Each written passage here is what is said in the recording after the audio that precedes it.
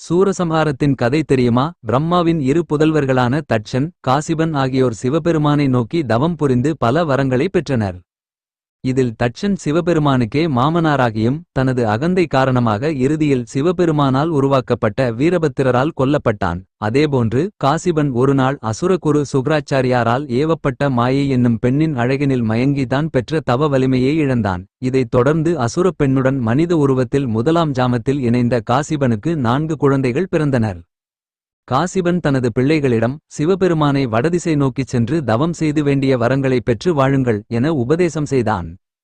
இவர்களுள் சூரபத்மன் சிவனை நோக்கி கடும் தவம் புரிந்து வேண்டிய வரம் கேட்டதோடு தனக்கு சாகா வரம் வேண்டும் என்று கேட்டான். ஆனால் சிவனோ பிறப்பு என்றால் இறப்பு இருக்கும், உனக்கு எந்த வகையில் அழிவு வர வேண்டும் என கேட்டார். அப்போதும் புத்திசாலித்தனமாக தனக்கு ஒரு பெண்ணின் வயிற்றில் பிறக்காத பிள்ளையால்தான் அழிவு வர வேண்டும் என கேட்டு வரத்தையும் பெற்றான். இதனால் சூரபத்மனுடன் பிறந்தவர்களும் இந்திரன் முதலான 30 முக்கோடி தேவர்களையும் சிறையில் அடைத்தனர்.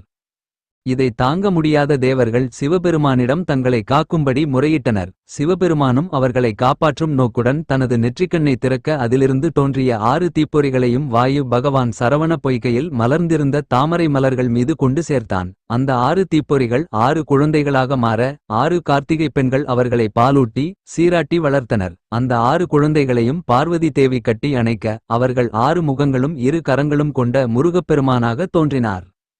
இத்திருவுருவை பெற்றதால் முருகப்பெருமானுக்கு ஆறுமுகசாமி என்ற பெயர் ஏற்பட்டது. தேவகுரு பிரகஸ்பதி மூலம் முருகப்பெருமான் அசுரர்களின் வரலாற்றினை அறிந்து திருக்கரத்தில் வேலேந்தி, தேவர்களே, நீங்கள் அசுரர்களுக்கு அஞ்சத்தேவை இல்லை, உங்கள் குறைகளை போக்கி அருள் செய்வதே என் வேலை என்றார். அதைத் தொடர்ந்து அசுரர்களை அழிக்க நினைத்த முருகன் முதலில் காசிபன் மகனது எல்லா சேனைகளையும் 5 நாட்களில் அழித்து 6ஆம் நாள் எஞ்சியவன்தான் சூரபத்மன் முற்றுப்புள்ளி. அப்போதும் முருகப்பெருமான் சூரபத்மனிடம் தனது சேனைத் தலைவரான வீரபாகுபை தூது அனுப்பி அவனை திருந்தும்படி எச்சரித்தார். ஆனாலும் சூரபத்மன் திருந்தவில்லை. இறுதியில் சூரனை வதைக்க பிரம்மா, விஷ்ணு, சிவன் ஆகிய மும்மூர்த்திகளும் முருகப்பெருமானை அனுப்பினர்.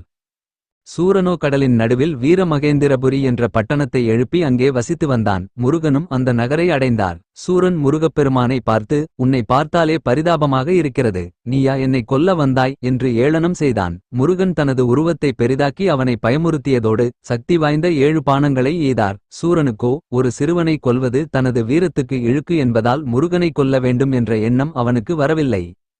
இதனால் முருகப்பெருமானும் அவனை கொல்லாமல் ஆட்கொள்ள முடிவெடுத்து தனது விசுவரூபத்தை அவனுக்கு காட்டியதால் அதை பார்த்தவுடனேயே சூரனின் ஆணவம் மறைந்து ஞானம் பிறந்தது. சூரனும், உன்னை பயமுறுத்த மாறிய கடலின் வடிவாக இங்கு தங்குகிறேன், உன்னை தேடி வரும் பக்தர்கள் என்னில் வந்து நீராடியதுமே அவர்களின் ஆணவம் நீங்கி உனது திருவடியே கதி என சரணம் அடையும் புத்தி பெற வேண்டும் என்றான். அந்த வரத்தை அவனுக்கு முருகனும் அளித்தார். ஆனால் சூரனுக்கு ஆணவம் தலைதூக்க அவன் மாமரமாக மாறி தப்ப முயன்றான். முருகப்பெருமான் தனது தாய் உமாதேவியிடம் ஆசி பெற்று வாங்கிய வேலாயுதத்தை மாமரத்தின் மீது எய்தவுடன் மாமரம் 2ஆக பிளந்தது.